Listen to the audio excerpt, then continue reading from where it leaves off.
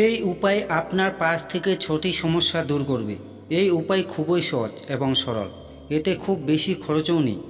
কেবল আপনার বাড়িতে থাকা জিনিসপত্র দিয়েই আপনি এই উপায় করতে পারেন।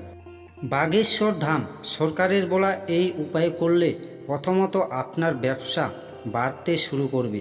দ্বিতীয়ত, যদি কেউ আপনার টাকা ধার নিয়ে ফেরত না দেয়, সে আপনার টাকা দিতে অস্বীকার করে, তাহলে সে আপনার টাকা ফেরত দিতে বাধ্য হবে। তৃতীয়ত, আপনি যদি ঋণ থেকে মুক্তি পেতে চান, তবে এই সমাধান করলে আপনার চারপাশে একটি ইতিবাচক পরিবেশ তৈরি হতে শুরু করে, যার অর্থ আপনি ঋণ থেকে মুক্তি পাবেন। চতুর্থ হলো, আপনার বাড়িতে টাকা আসে কিন্তু টিকে না। প্রায় প্রত্যেক বাড়িতে এই সমস্যা। টাকা এলেও তা স্থায়ী হয় না, যেভাবেই হোক খরচ হয়ে যায়। আপনি এই সমস্যা থেকেও মুক্তি পেতে পারেন। তাহলে চলুন জেনে নেওয়া যাক কিভাবে আপনি এই উপায়টি করবেন। এই উপায়ে আপনি যে কোনো শুভ দিনে করতে পারেন, অর্থাৎ শুক্লপক্ষের প্রথম দিন থেকে পূর্ণিমা পর্যন্ত 15 দিনের মধ্যে যে কোনো সময় করতে পারেন। নবরাত্রিতে, দীপাবলিতে করতে পারেন। রবি পুষ্য হোক, গুরু পুষ্য হোক বা অন্য কোনো শুভ দিনেও এই উপায়টি করতে পারেন। এই উপায়টি করার জন্য আপনাকে নিতে হবে একটি লাল রঙের কাগজ, একটি হলুদ কুড়ি, একটি লবঙ্গ ও একটু আবির। এরপর যে কোনো শুভ দিনে যখন আপনি সন্ধ্যা প্রদীপ জ্বালানোর পর আপনার ঘরের মন্দিরে যে মা লক্ষ্মীর ছবি বা মূর্তি আছে তার সামনে বসুন। এরপর আপনি যে আবির নিয়েছেন তাতে গঙ্গা জল দিয়ে ভিজিয়ে নরম করে নিন, যাতে আপনি আবির দিয়ে লিখতে পারেন। এর সাথে আপনি যে লাল কাগজটি নিয়েছেন তা আপনার সামনে রাখুন। আপনি খুব বড় কাগজ নেবেন না, কারণ এই কাগজটা আবির দিয়ে লিখতে পারেন। এর সাথে আপনি যে লাল কাগজটি নিয়েছেন তা আপনার সামনে রাখুন। আপনি খুব বড় কাগজ নেবেন না, কারণ এই কাগজটা আপনার পাশে রাখতে হবে। কাগজের বাম পাশে আপনাকে আবির দিয়ে লিখতে হবে মাতা লক্ষ্মীর লাকি সংখ্যা 9, আর ডান দিকে আবির দিয়ে আপনাকে স্বস্তিক চিহ্ন আঁকতে হবে। স্বস্তিকের মধ্যে 4টি বিন্দু তৈরি করতে ভুলবেন না, যেমনটা আপনি স্ক্রিনে দেখতে পাচ্ছেন। এরপর এই কাগজটি মাতা লক্ষ্মীর সামনে রেখে দিন। তারপরে মাতা লক্ষ্মীর সামনে একটি ঘিয়ের প্রদীপ জ্বালান। প্রদীপ জ্বালানোর পর আপনি যে লবঙ্গ নিয়েছিলেন সেটি আপনার ডান হাতের মুঠিতে নিয়ে মাতা লক্ষ্মীর বীজ মন্ত্র 108 বার বলুন।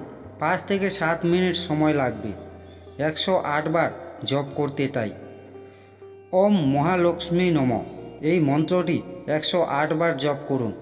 জপ করার পর লবঙ্গটি সেই কাগজের উপর রেখে দিন এবং হলুদ করিও সেই কাগজের উপর রেখে দিন। এইভাবে সারা রাত কাগজটি মাতা লক্ষ্মীর সামনে রেখে দিন এবং প্রদীপও জ্বলতে থাকুক। এরপর আপনি সকালে ঘুম থেকে ওঠার পরে স্নান করুন এবং পবিত্র হয়ে সেই লাল রঙের কাগজে যার উপর লবঙ্গ ও কড়ি রাখা আছে এবং 9 ও স্বস্তিক লেখা আছে, সেই সমস্ত জিনিসসহ কাগজটি ভাঁজ করে মা লক্ষ্মীর কাছে আপনার মনের ইচ্ছা বলে আপনার পাশে রাখুন। এছাড়াও আপনি এটি আপনার আলমারি বা লকারেও রাখতে পারেন। সম্পূর্ণ শ্রদ্ধা ও ভক্তির সাথে এই উপায়টি করলে আপনি মা লক্ষ্মীর কাছে যা চেয়েছেন, মা লক্ষ্মী আপনার সেই ইচ্ছা অবশ্যই পূরণ করবেন। বাগেশ্বর ধামের গুরুজি ঋণ থেকে মুক্তির জন্য তার ভক্তদের এই সহজ উপায় বলেছিলেন, সেটিও আপনাদের বলতে যাচ্ছি, তাই মনোযোগ দিয়ে শুনুন।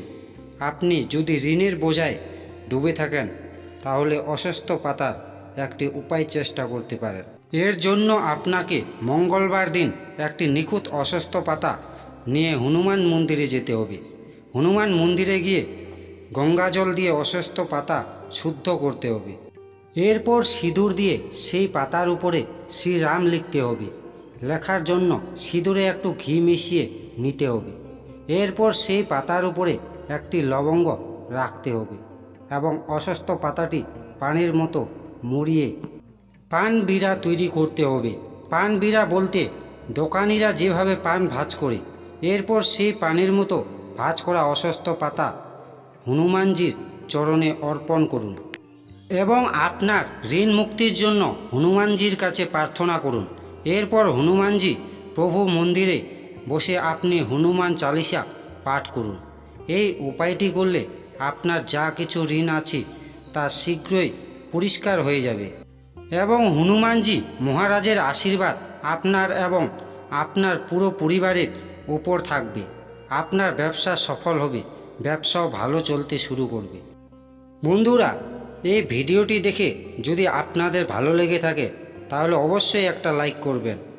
আর এই ভিডিওটি দেখার জন্য আপনাদেরকে অসংখ্য ধন্যবাদ। ভালো থাকবেন, সুস্থ থাকবেন।